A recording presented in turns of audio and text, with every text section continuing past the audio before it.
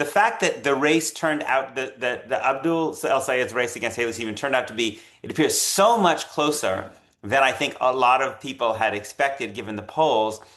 And the fact that it seems that it again sees this pattern where he did really well with young people. He did really well with college educated voters. He didn't do well with non-college educated working class voters, either white or black. I mean, obviously he did well with Arab and Muslim Americans. Even though he had this super progressive populist, message, there will be a lot of commentary in the media suggesting actually it shows that this kind of more left populism doesn't actually work among the working class voters the Democrats are claiming to champion. So tell me how you think about that. Well, I don't think it's right. I mean, for one thing, he did the Alyssa Slotkin deal of lose better in the difficult places. And he Hmm. really did. Hmm. So, and in particular in the Upper Peninsula, he won most of the counties in the Upper Peninsula, which is Hmm. 100% rural. Hmm. And he campaigned there, Peter. Hmm.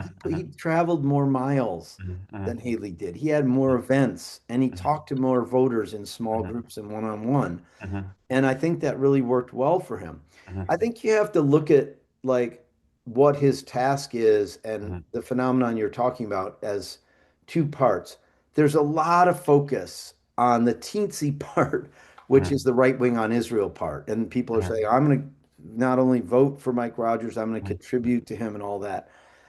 But the bigger group that voted for Haley Stevens are people who are just voting like, give me the one who's going to win in November. I can't Hmm. have Trump control the Senate. Hmm. Those people will overwhelmingly come to Abdul. And in Hmm. any event, he's a super gifted politician, Hmm. communicator. He's good in small groups. He's good one-on-one, and he Hmm. will put in the work. We Hmm. will, like I'm already talking to people in Macomb County, which Hmm. Haley won by a bit, and that's suburban Detroit, the Hmm. famous Reagan Democrat area, Right. which I represented a Right. significant part of. I'm already talking to people like the retired president of Macomb Community College and others about the work ahead to make sure Abdul consolidates there. He will work hard in Detroit and around the state where he needs to. So I think he'll do very well with those voters. Their choice, their calculation is totally different on November 3rd than it was on August 4th. And I think Right. they're going to come to him. How much of, I mean, there's been a lot of talk about the astounding amounts of money that APAC, but also some other corporate and special interests put in. How effective do you think that money was, and where do you think it was effective? How do you think that, because some of that from the national point of view, we're not in Michigan, we don't see all the flyers that are dropped in people's doors or even the TV ads. Like, where do you think that money made a difference? Well, being outspent, Hmm. evidently, again, we'll find out in the end, but Yeah. seemingly 11 to 1. Yeah. So let's just pause here, Peter. Right. Right. Whoa, he won. It's Yeah. unbelievable. Yeah. And Yeah. I never believed the polls like he was so far ahead and Mhm. stuff because when there's that much money against you, Mhm. it's very hard to win. Mhm. Mhm. And so a lot of voters who may be like super smart people, but Mhm. they're working two jobs. They do not Mhm. have time, right, Right. to go into depth or analyze this or study it in great length. But they do have the TV on in the background, or they do have Right. a social media feed. And so if you're somebody who cares about, you're a feminist or you care about women's Mhm. rights and you're constantly like my daughter, who's Mhm. 21, she's an up incoming senior at the University of Music of Michigan in the School of Music, Theater and Dance. Her social media feeds were bombarded with multiple specific things about how Abdul El-Sayed disrespects women, right? She's a Mhm. young female voter, right? Right. And Right. the specifics about how he supposedly disrespected Whitmer and supposedly disrespected Michelle Obama and Mhm. supposedly Mhm. disrespected Kamala Harris, all of which our Detroit newspapers debunked and said that's BS. Mhm. But Mhm. anyway, and my daughter was 100% for Abdul, nothing was Mhm. good, but she Yeah. thought this was disgusting. But Yeah. anyway, for a lot of people, you get that information, you're going to vote on it. So I think the fact that people thought Abdul, I mean, he had the ground operation, Peter. Mhm. He had the volunteers. He had the Mhm. momentum. He Mhm. had turnout at his events. Mhm. And then this polling, people are like, yeah, he's going to win big. I'm like, with all that money being spent, Mhm. and it almost carried Congresswoman Stevens. Yeah. It Yeah. almost did, right? I mean, it was close.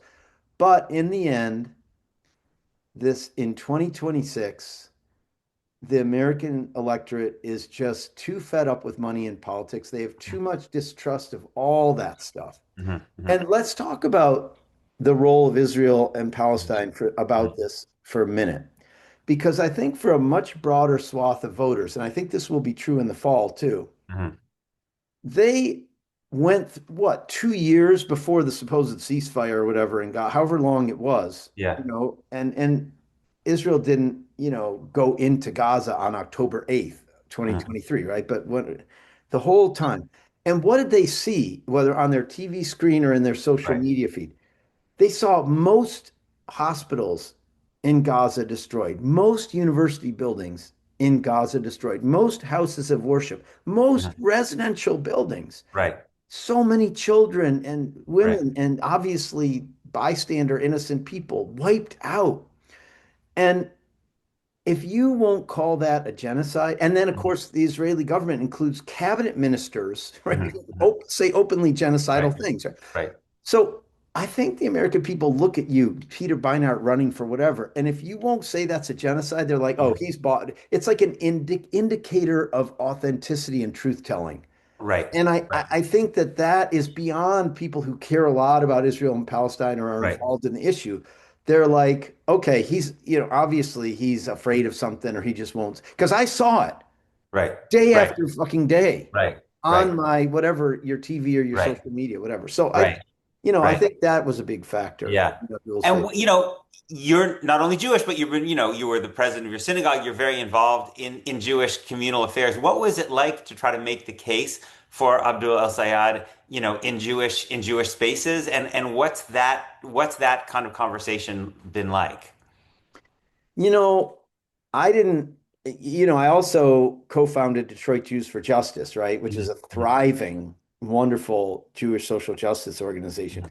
But Peter, I feel like weirdly, and I think we've talked about this before. I'm sort of like persona non grata in the Mhm. Jewish establishment Mhm. world, Mhm. of most of the big synagogues and the Mhm. big Mhm. rabbis and the Mhm. organizations. Yeah. And yet I live my life in the bosom of a super vibrant Jewish Mhm. community of social Mhm. justice activists and congregation Tehillah, Right. my shul, which is Right. growing. Yes. And, and so I feel like I didn't spend most of my Mhm. time Mhm. in the Jewish world. Yeah. Like I specifically, there was this Jews for Abdul group, right? Mhm. Mhm. And I'm like, okay, well, I talk to Abdul very often. I do Mhm. media for him. I Mhm. do like labor for Abdul events. I Mhm. do Mhm. whatever, the Yeah. campaign, and I thought would be Yeah. if it could be Yeah. helpful, right? Yeah. But I didn't really focus my energy Yeah. on the Yeah. Jewish community. Yeah. Yeah. But so many of my former staffers who Yeah. are Jewish, or my Mhm. campaign Mhm. activists who are Jewish, or Mhm. DJJ people, so many of them were involved in Abdul's Mhm. campaign. Mhm. And I sort of, I'm 65, man. I Mhm. like it's all about younger people to me. Right. Right. And Right. so I'm like, I won't call out names because I don't know if how public people. I mean, the people were on his staff of his campaign. People Right. were organizing this Jews for Abdul thing, and so any idea like that the whole Jewish world is against Mhm. Abdul is Mhm. ridiculous. Yeah. Yeah. It's just Yeah. false.